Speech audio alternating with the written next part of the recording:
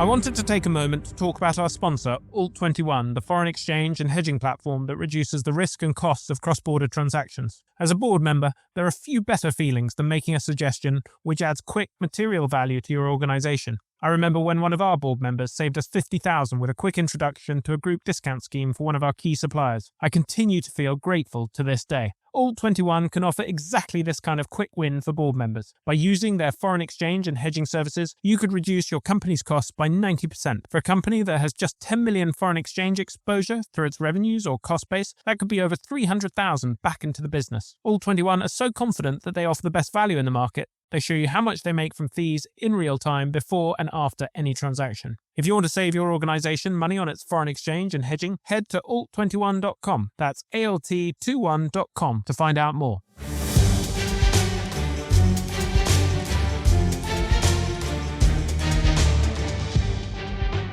Hello and welcome to Enter the Boardroom with Newroll. I'm your host, Oliver Cummings, CEO of Newroll, the board search specialist and market leader, bringing science to the art of board hiring. Today's guest, Allan CBE, is Senior Advisor and Mentor at AVM Consulting and co-founder of JNA Mentoring Partners. Formerly, he was Chair of Tesco PLC from 2015 to 2023, Barrett Developments PLC, Imperial College London, London First, WorldPay PLC, and Dixon's Retail PLC. He is a former president of the CBI and CEO of XL PLC, where he transitioned to CFO following its acquisition by DHL. John, a huge welcome and thank you so much for joining us today. It's a pleasure, Ollie. John, that is an amazing list of roles that you have experienced as a board member. And in recognition of that, in 2020, you won the Sunday Times FTSE 100 Non-Exec of the Year.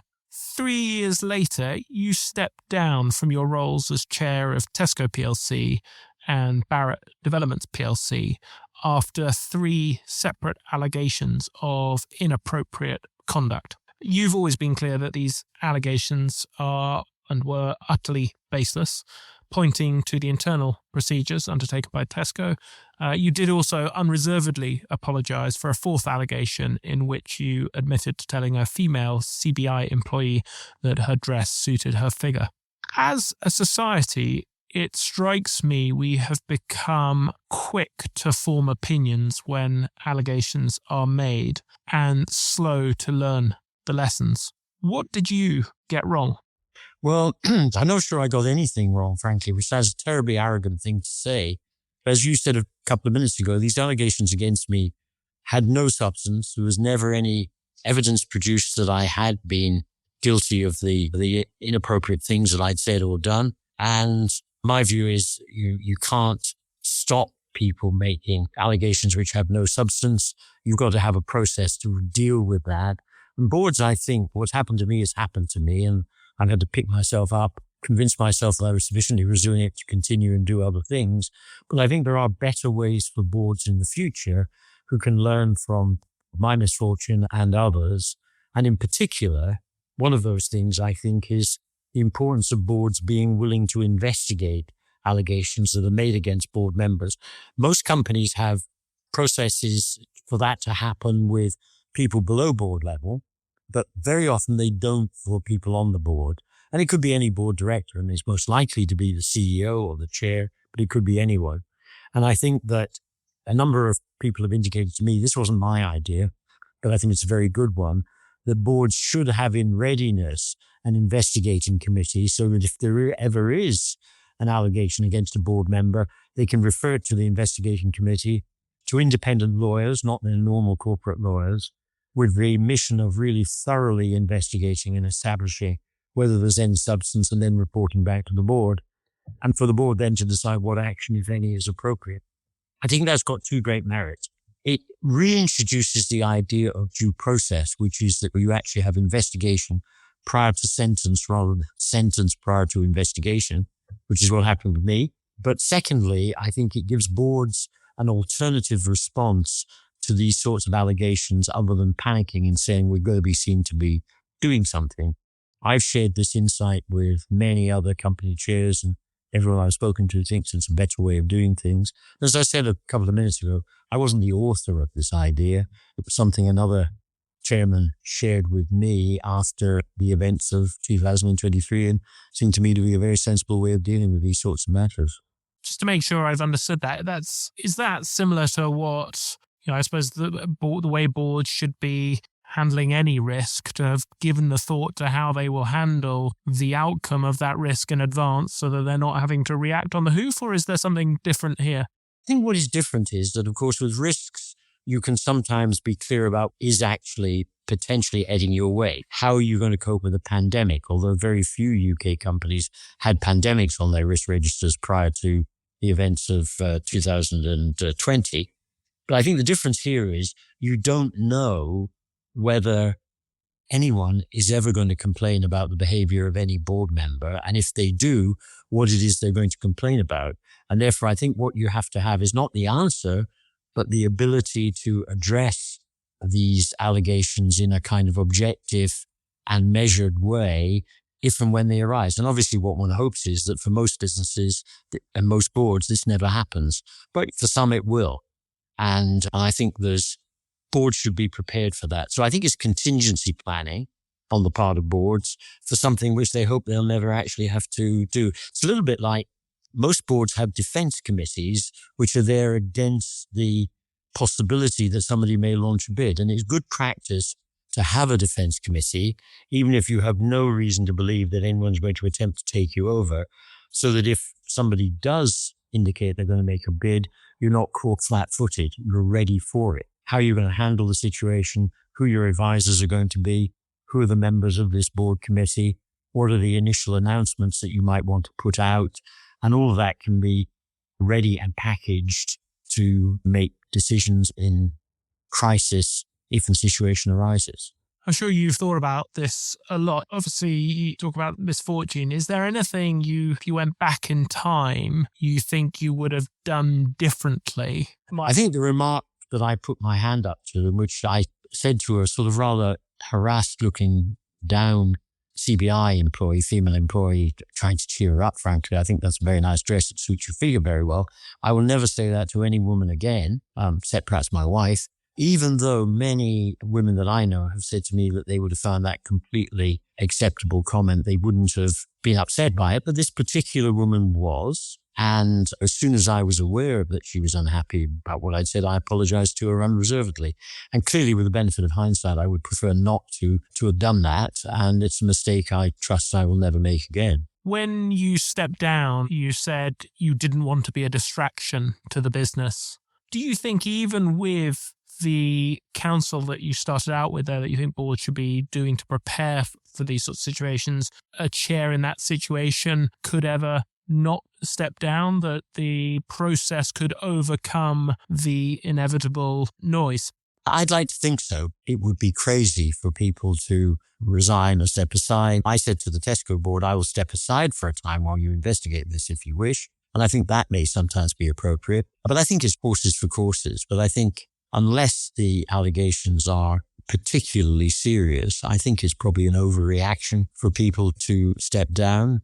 And it's an overreaction for boards to ask people to step down. So, but we live and learn. And I've certainly learned quite a lot, and which I've tried to share with other company chairs in particular that I know well, so that they can think about how, if these sorts of circumstances were to arise in their companies, how they would deal with it. What was it that made you feel it was untenable to carry on? Because you'd had this investigation, it had come out and shown that there was no evidence to support it. At the stage which I stepped down from the Tesco board, and I was under a lot of pressure to step down from the Tesco board. This wasn't me being selfless and volunteering. From who? From the board. The board felt, and I wasn't party to their discussions, they felt that it was best for the business for me to step down, and what can you do in those circumstances other than heed what your board colleagues have to say? And it was said with lots of regret. I'm on reasonably good terms with Tesco now. I've been invited back to have dinner with the Tesco board in a couple of months' time. And I continue to believe that Tesco's a really fine business with a very good management team. So I'm not all bitter and twisted as a result of that, but I would have preferred not to have had to do it. If it had been left to me, I would have stepped aside until the investigation was complete. Now, at the point at which these discussions were taking place, the allegation, there was one specific Tesco allegation against me, hadn't been investigated. And subsequently, it was very thoroughly investigated, and there wasn't a shred of evidence to support it. But that came after the event rather than before the event, and I think was the wrong way around. Let's talk about your time as chair of Tesco, because interestingly, you took over as chair after Tesco itself had suffered its own difficulties as a result of accounting irregularities that resulted in profits being overstated by £263 million. What happened, and what was your approach as the incoming chair that someone listening to this might learn from? I don't want to sound, by the way, when we talk about this, as if somehow I deserve all the credit for getting it right. Tesco had appointed a new CEO and a new CFO who were in post several months before me. And I think they had begun this process, and I completely supported what they did.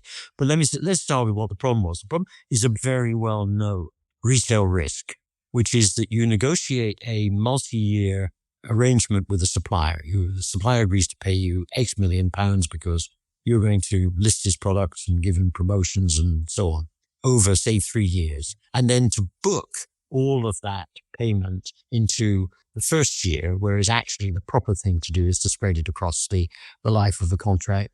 And that's effectively had started to happen on a pretty large scale within Tesco. It's happened in other retailers in the past. This is a well-known retail risk. And I think that probably should have been picked up by the auditors and the finance management earlier than it was, but it wasn't. And of course, what it creates is a sort of illusory profit, but you're robbing Peter to pay Paul. And while you're building a wall of profit, you're digging a ditch that you're going to fall into in 1 or 2 or 3 years' time. You can't keep doing this indefinitely. And I think that's what happened. And I think it happened because there was a culture within Tesco that you had to make the numbers at all costs. And when that happens in companies, and I've seen it in other businesses in the past, people start to come up with all sorts of ingenious ways of making the profit numbers which they have committed to, even when it's obvious that that is not achievable. So what we did, I think, was to, first of all, to thoroughly investigate it. We had a lot of aggrieved shareholders who felt they had been misled and they'd invested on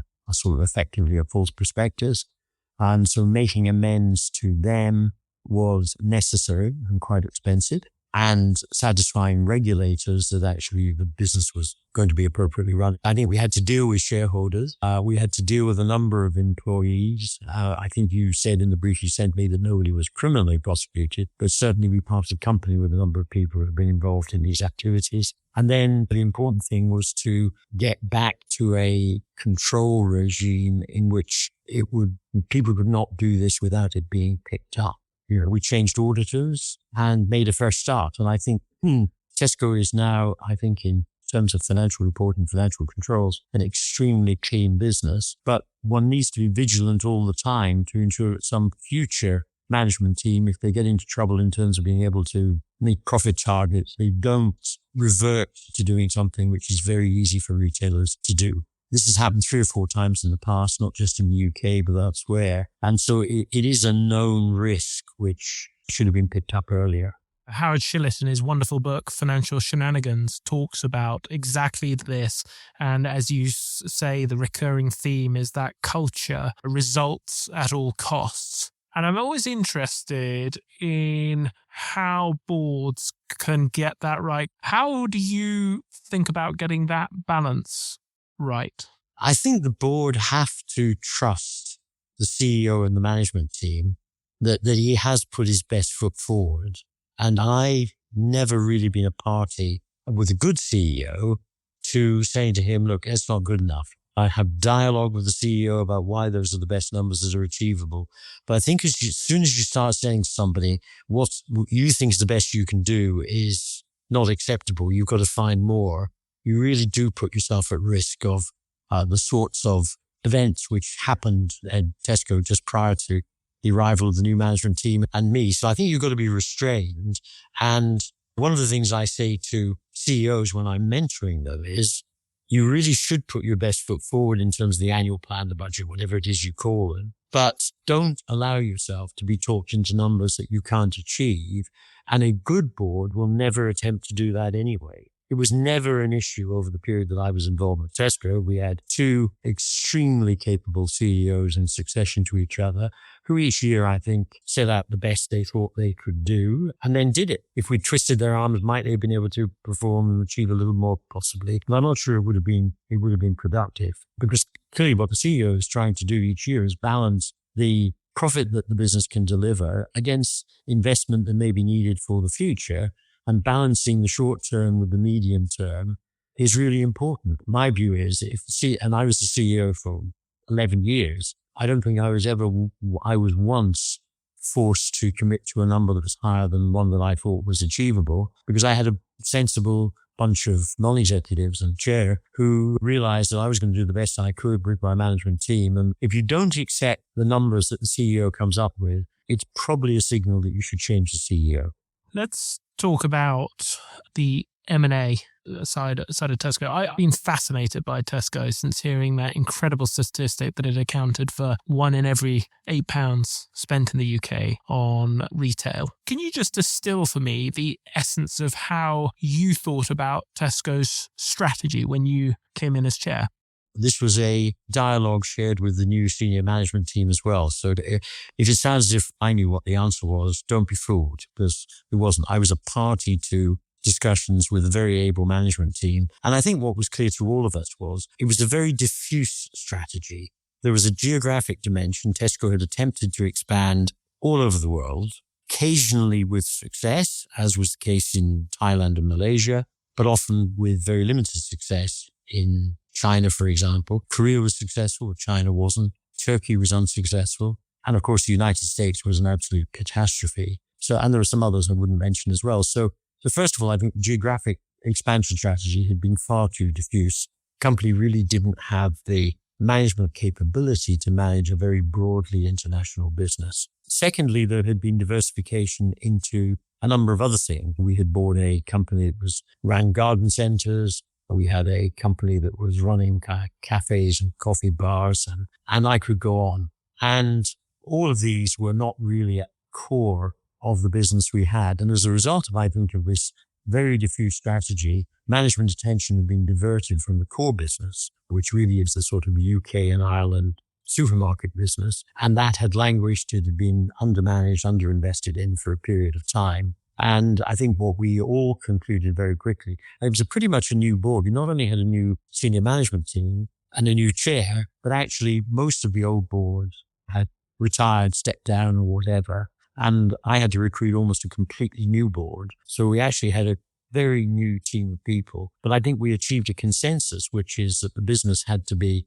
much more focused, to stick to its knitting, to rebuild its position in the UK. I think we had failed to take sufficiently seriously the threat that was there as a result of the growth of the discounters, the German-owned discounters, Aldi, and they somehow overlooked the fact that between them they'd got to a very significant share of market and were growing fast and opening new stores, and we really had to combat that. So really the essence of the new strategy was to say, look, let's focus on the core business, let's reinvest in it, let's make it more price competitive, let's improve our standards, improve the quality of our own label product, continue to open a few new big stores, but that work had largely been done. And one of the good legacies of previous managements and boards was a very strong portfolio of stores to grow the Tesco Express small convenience stores where there was lots of scope for growth, and clearly customer demand for that sort of day-to-day convenience shopping,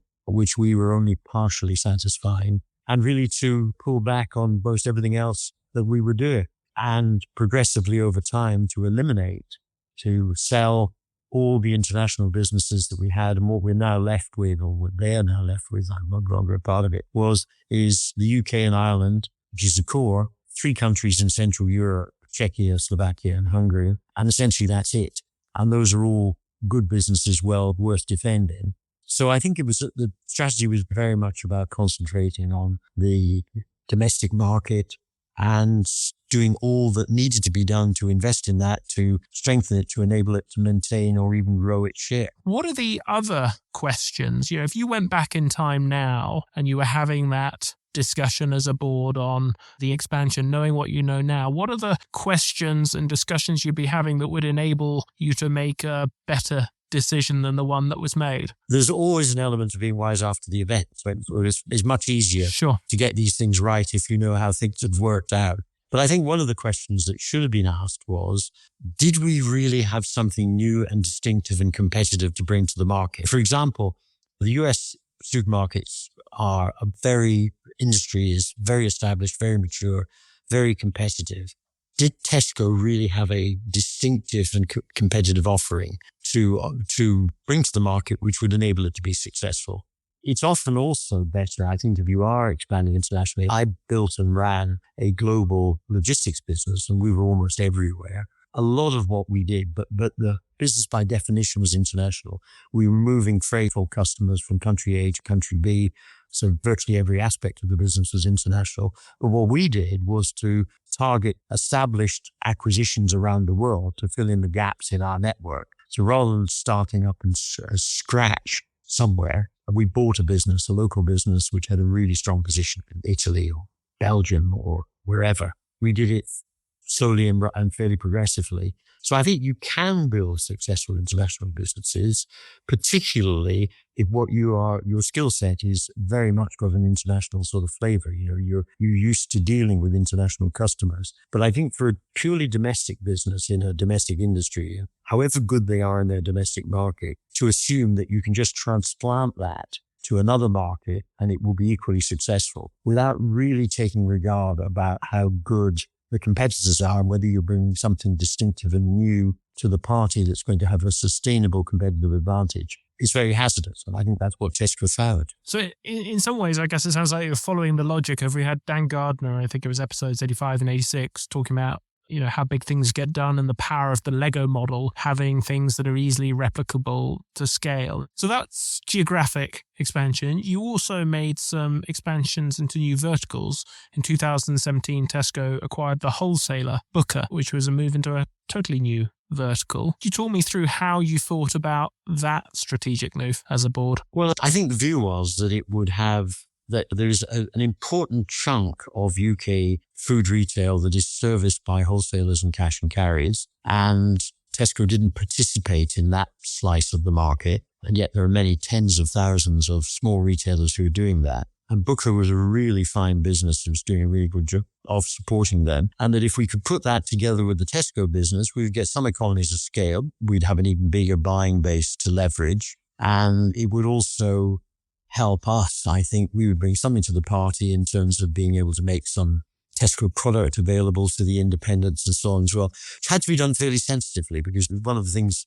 we were concerned about was that if the main wholesaler supplying the independents was seen to be owned by big bad Tesco, whether they would actually want to take their custom elsewhere. So there was a lot of emphasis on actually maintaining continuity, keeping Booker distinct and separate, but getting some synergies in terms of buying power. Simply comparing the buying prices that Booker had for products with Tesco and trying to see if sometimes Booker were better and sometimes Tesco were better, and trying to get the best prices across the whole buy for a particular product category generated quite a lot of savings. So it was done pretty cautiously. Really important, I think, not to take the wheels off the Booker business by attempting to integrate it with Tesco. So it's run very much as a separate business, separate management team, very much focused on its target market, which is independent retailers. And it's done really well. Now, we did all the preparation we could for that. We did more market studies than you can imagine. In addition to our incumbent investment banks, we had another investment bank take an independent look at it and value it for us, so that we didn't rush into it. We were both careful, but also a bit lucky in buying a really fine business, which has performed extraordinarily well. Credit for that lies with Charles Wilson, who's a very capable individual, was the chief executive of that business for a number of years, and he left it in really great shape.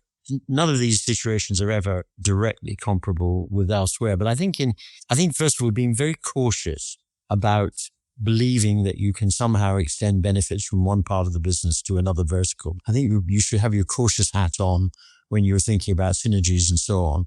We decided to keep the Booker business completely separate from the Tesco business. And yes, we would get some synergies in purchasing, but not much more than that. We didn't want to take the wheels off a very successful book of business. So I think the lessons were more what not to do than what to do. And I think many businesses get it wrong in assuming that they can just knock 7 bells out of a business they've acquired. And while they take out, deduplicate overhead or something like that, they've simultaneously taken wheels off the business. And that we were very keen not to do.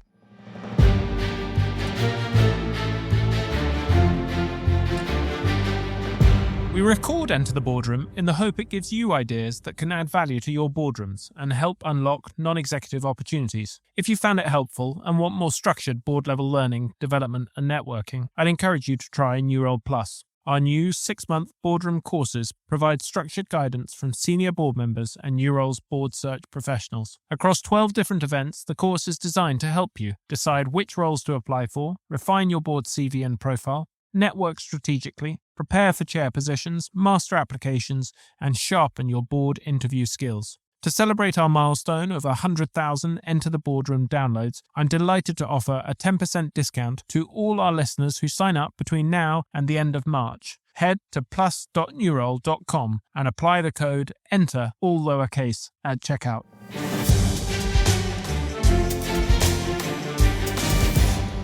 At the other end of the spectrum, in episode 96, Edwina Dunn shared the incredible story of dunnhumby, the company that powered the Tesco club card. The sale of the business was scrapped after a strategic review in 2015 when you were chair. Really interested to learn how you thought about, first, that this was something that you should be selling, and then secondly, why you reached the conclusion to scrap that. The new management team felt that they should rigorously challenge everything that we were doing that wasn't the core supermarket business, and that included dunnhumby.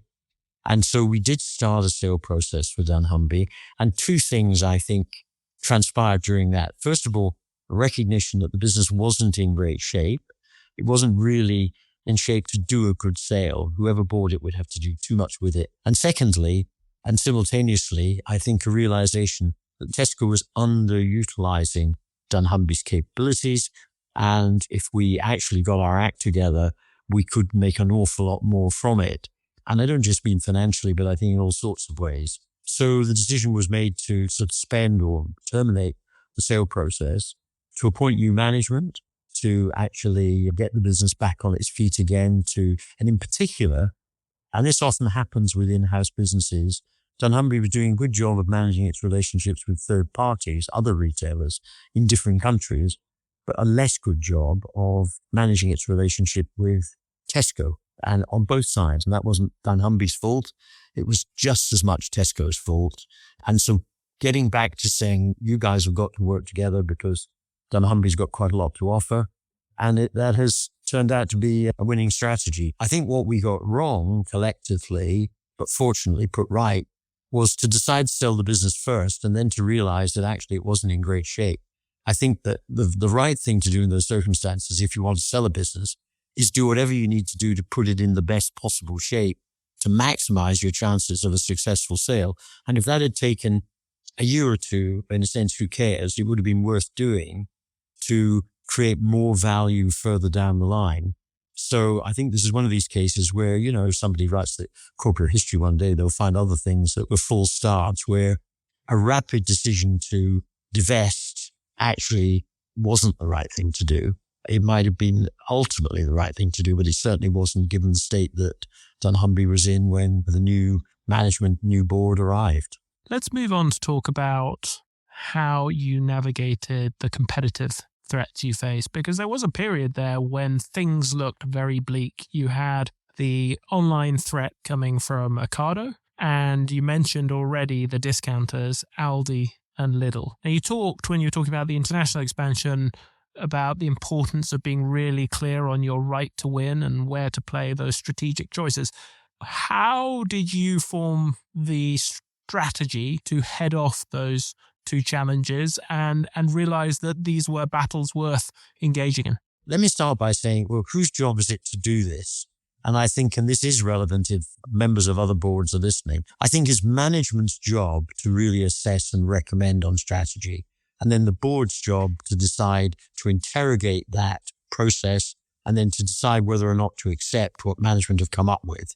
If you lose sight of that distinction, you probably lose something in the process. So I think what management had to do, was to think quite hard about why are we slightly losing share in the UK? And we still had a very large, very powerful business, far and away number one, but it was being slightly eroded. And I think we had massively underestimated the capability and determination of the German discounters. And it was assumed that they would lose interest and fade away. Well, it was obviously weren't going to fade away. They were going to continue to open stores, and that we needed to meet them head on. And to meet them head on, we needed to ensure that our stores were as price competitive as ever we could be. And the ways of doing that were, first of all, to leverage Clubcard much more strongly as a promotional weapon. Secondly, to introduce this kind of Aldi match process to try and ensure that across hundreds of basic lines, we were at the same price as Aldi.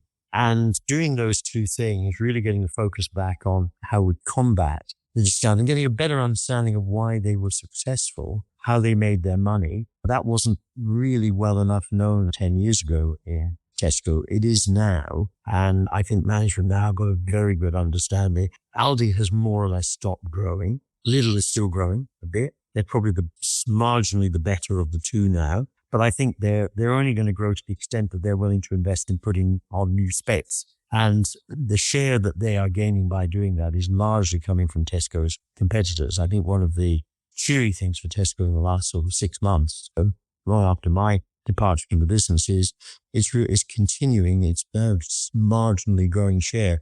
And it's not growing share because it's opening new stores. New store openings are modest indeed, few small express stores. It's growing because there's been a focus on getting the right sort of offer to ensure that product is on the shelf with very high levels of availability. It's price competitive, decent service. Tesco's got far and away the best home delivery operation in the UK for supermarkets.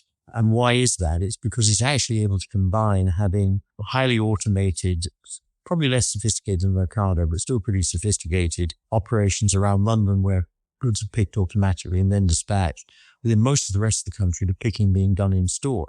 And actually, that is the lowest cost way of managing online business, as opposed to making big investments in these automated warehouses that Ocado has. And it's interesting that Ocado, I don't think, has ever made a profit in all the years it's been operating. And what that will ultimately lead to, I don't know. But I'd much rather have the Tesco online operation than the Ocado online operation. So if I distill there what I hear as a board member, I think one of my key takeaways from that is to really, when you face a threat like that, know thy enemy in a Sun Tzu. Really interested to know if you're encouraging a management team to know the enemy. What are you encouraging them to do to figure that out? One of the great things about food retailing, supermarketing, is that you have very high visibility of your competitors. I used to go out once a month and visit not only some Tesco stores, but also competitive stores. And I used to take a bunch of any non-executive who was willing to join me. I'd say, you're very welcome to join me.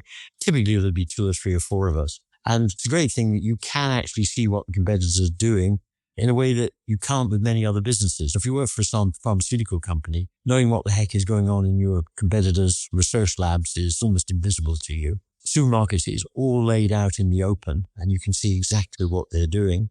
You don't know what they're going to do next week, but you at least know what they're doing this week. So I think looking very hard, being alive to what happens in the marketplace. And part of what I did by spending quite a lot of time out visiting not only our stores, but competitor stores, was also to encourage management to feel that's something they should do as well, rather than sitting in an office thinking they can do all this with wet towels around their heads. You talked about matching those low-cost competitors, Aldi and Lidl, which resulted in you going through some major cost-cutting initiatives, which is one of the regular themes that comes up in the board masterminds we host on the New Role Plus community. What can board members listening learn from your experiences of going through those cost-cutting initiatives? What are the questions I should be asking? What are the things that we as a board should be looking out for? I think the specific recommendations are likely to come from management because they're much closer to it. And secondly, I think cost cutting has always got some risk associated with it. And people will feel uncomfortable about it. And I think ensuring that as far as they can, and they won't always get it right, management have thought about the balance of risk and reward in doing things. And I'll give you an example. Tesco traditionally, along with most other UK supermarket chains, had actually prided itself on having in supermarket fresh food departments, fresh fish. You'd have a fishmonger selling fish and a butcher selling meat and an in-store bakery perhaps as well, in-store deli. And we did quite a lot of analysis which suggested that these departments were heavily loss-making because of a combination of relatively low levels of sale and sale unevenly through the week. You might sell a lot of fish on Friday, but not very much at all Monday, Tuesday, Wednesday, Thursday or something. Levels of waste in dealing with fresh food. And so the decision was made on a store-by-store basis, this wasn't right across the board, to start closing departments which were heavily loss-making. And that was done in the light of knowing there would be some customers who might feel uncomfortable because of that. We might lose some customers who were desperate to buy fresh fish, but if they can no longer get it at Tesco, they might choose to go to somewhere else, Sainsbury's or Asda or whatever, where they could still get fresh fish. So we did that rather carefully. It was done the analysis was done store by store. It wasn't a blanket, we're going to get out of all fish departments or we're going to get out of all delis. But interestingly, what it demonstrated was that virtually every fish department lost money nearly all of the time. And the ultimate conclusion of that has been the progressive closing of fish counters and a replacement with an enhanced range of prepackaged fish, which weren't have satisfied every customer, but satisfied many. And that saved a sort of ton of money. But there is a risk. There's a risk that if it was a customer who was shopping with you, particularly because of your fresh fish department, you're never going to lose them altogether. Now, I think it was done well. Interestingly, virtually every other supermarket chain has followed the same path as Tesco now. And you will struggle to find a fish department perhaps in some Morrisons, but mostly they're gone. We very quickly established that delis didn't really add value, although it was nice to have a chap with a hat behind a sort of cheese and cooked meat counter serving it out. Really, you could replace that with prepackaged cheese and cooked meats and all the rest of it. Meat department's a little bit more difficult. And bakeries actually, maintaining an in-store bakery presence was found to be actually quite important. People like fresh bread and so on. So, but all of this was done very carefully, product category by product category, store by store, until it got to the point where, if you've closed 90% of fish cabs, you sort of really, are the ones that remain really worth doing, and the answer was not. So I think that was an example of actually very careful work to discern where cost savings were possible and to balance risk and reward. And I'm not saying we always got it right, but it was done pretty carefully. Now, there have been examples of competitors who've just taken huge amount of labor out of stores, then found that they couldn't actually do the basics of filling the shelves. There was no one to manage and keep an eye on things. And they've actually had to just go back and put labor back in. Tesco, I think, was a very good operator. Operational management is one of Tesco's strengths. And most of these guys worked in the business since they were in knackies almost. They really know how to get as efficient as they can be. But you have to do it, I think, thoughtfully and sensitively, because every time you do that, you risk upsetting customers, just as you've got to be very careful about rearranging where products are in stores. One of the things I learned in my first stint in food retail was that if sugar was always in the back left-hand corner and you moved it to the back right-hand corner, you ended up with very unhappy customers who felt that what they were used to, they knew where everything was starting to be undermined. So I think you've got to be, if you have changes in store, you've got to be thoughtful about how you do them, how you communicate them, and so on. And there's no better example of that than actually getting people to use self-service tills, which most supermarkets have followed Tesco's lead in reducing the number of man tills, although there are still some old fogies like me who quite like going to a man till and having a chat with the checkout operator while she's pushing my groceries through, and replace them with self-service tills. But people then need to be educated in how to use those tills so they don't get totally frustrated and so on. So I think this continuing relentless desire to improve productivity and reduce cost can be done, provided you do it thoughtfully. John, time has flown, which means it's time for the lightning round, where I'm going to say a short question and ask you for a quick response if you're ready. I'll try. Best book every board member should read and why? I've just finished reading Danny Finkelstein's Family History, Hitler, Stalin, Mum and Dad, and it's a fantastically well-written and researched book. And I think what it brings home to people is just the traumas that some people have gone through. It's not a business book, but I think you can learn a lot from reading non-business books that gives you some insight into particularly how people maintain resilience in incredibly difficult circumstances. Boardroom behavior that irritates you most? I think people using their phones sometimes covertly below the table when they should actually be paying attention to the discussion. I might gently reprove people who are clearly not paying attention to what's going on. Favorite quote? I liked a Warren Buffett quote. This is purely personal about people dealing with families, which is, I want to leave my children sufficient money that they can do anything they want, but not sufficient that they can do nothing. And as you get to my age, you do start to think about what's going to happen after. You realize that your lifetime is not going to be infinite. It will come to an end at some point, and you've got to think about those who come after you and how you can best look after their interests. Your most significant professional insight? I learned this my very first job, which was Lever Brothers, Unilever, as a Unilever management trainee, which is you've got to understand what customers want and be responsive to it, which is understand it, but do something about it. And frankly, talent retention and development is absolutely vital. And bringing back to what we've been talking about in Tesco, that's something Tesco have been incredibly good at over a very long period of time, way, way before the events that we have been discussing. Someone had the insight to realize that getting really good people in and then developing them, moving them around within the business, some cases sending them out for external management training and so on, was fundamentally important. And Tesco does it really well. Best professional advice you've ever received? Lots is the answer, which is why I'm struggling a bit to answer the question, decide what was particularly best. But I think something that was valuable was being taught very early in my management career to look after people and not to brutalize people. There are some managers who build their early careers on the basis that they're rough and tough and they can knock people about and so on. And I think that is almost always counterproductive in the medium term. So I think being thoughtful, considerate, kind to the people who work for you actually is far more successful and far more productive than brutalizing people and knocking them off walls and all the rest of it. What have you changed your mind on about boards over time? It's probably not a lot, I think, but what I have now had is quite a lot of experience of boards, different types of boards, public companies, private equity, different countries. I've sat on boards in Germany and so on. I think one of the interesting things is fundamentally there are national characteristics to the way that people behave and the way that they manage and the way they interact with others. And I suppose the few years I spent after the company I was running, Excel was acquired by what is now called DHL, Deutsche Post, showed me just how different the behavioral norms were in Germany from the UK. And I suppose I'd acquired some knowledge of that as we had gone around the world building our global business. And just one little anecdote that I think makes that point.